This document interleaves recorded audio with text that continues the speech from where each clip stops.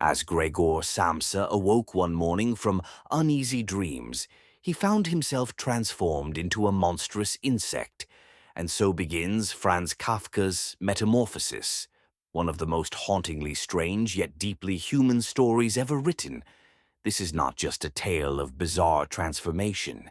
It's a story about alienation, dehumanization, and the way fear can turn love into cruelty. It holds a mirror to some of the darkest corners of human nature, the way we treat those who no longer serve a purpose to us. But before we dive into these themes, let's set the stage. The novel revolves around four main characters. First, there's Gregor Samsa, a hard-working traveling salesman who wakes up one day to find he has become an enormous insect. His younger sister, Greta, is initially kind to him but slowly transforms in a different way, losing her empathy as the burden of Gregor's condition weighs on her. Then there's his father, who is terrified of Gregor and wants nothing more than to keep him locked away. And his mother, caught between her love for her son and the horror of what he's become.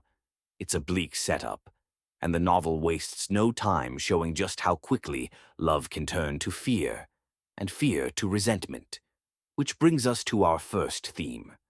Sigmund Freud once proposed that unprocessed fear often mutates into anger.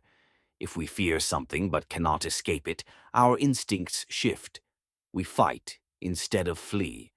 And that's exactly what happens in Metamorphosis. At first, Gregor's family is simply afraid. Afraid of how they will survive without him working. Afraid of the hideous creature he has become. But more than that, Gregor represents something far more terrifying. He is proof that life can fall apart overnight, without warning.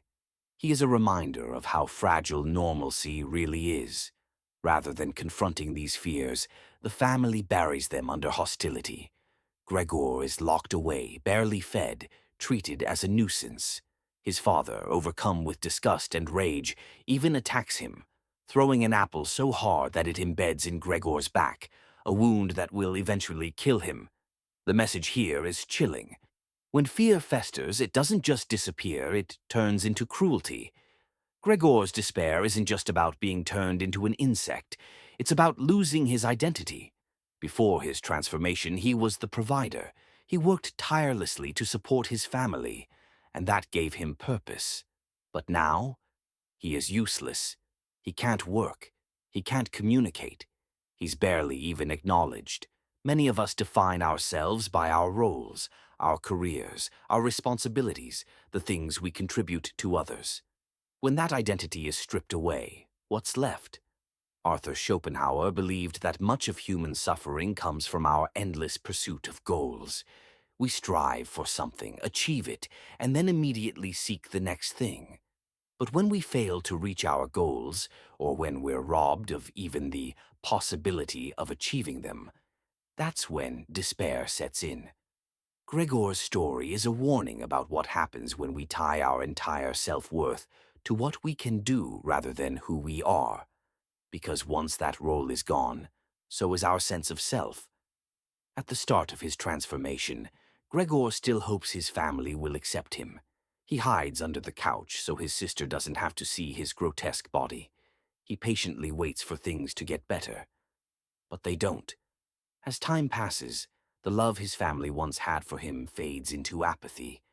They stop speaking to him. They stop feeding him properly. He realizes they would rather pretend he doesn't exist. Abandonment is one of the most painful human experiences, and Metamorphosis shows it in brutal detail. Kierkegaard spoke of despair as a sickness of the soul, a condition where one feels utterly disconnected from meaning, from others, from themselves. Gregor experiences every stage of this despair, first hope, then anger, then quiet surrender. Eventually, he simply stops trying. He stops eating. He stops moving. And then one night, he dies, alone and unwanted. But perhaps the most devastating theme of all in Metamorphosis is shame. Shame is what drives Gregor to hide. It's what keeps his family from acknowledging him. and it's what makes them celebrate when he's gone. Thomas Hobbes once wrote that we give up total freedom in exchange for society's benefits. But in return, society imposes rules, some spoken, some unspoken. Kafka reveals the dark side of this bargain. When you no longer fit society's expectations, you become a source of discomfort, an embarrassment. Gregor's transformation doesn't just disgust his family, it humiliates them. And rather than deal with that discomfort, they erase him. They pretend he never existed.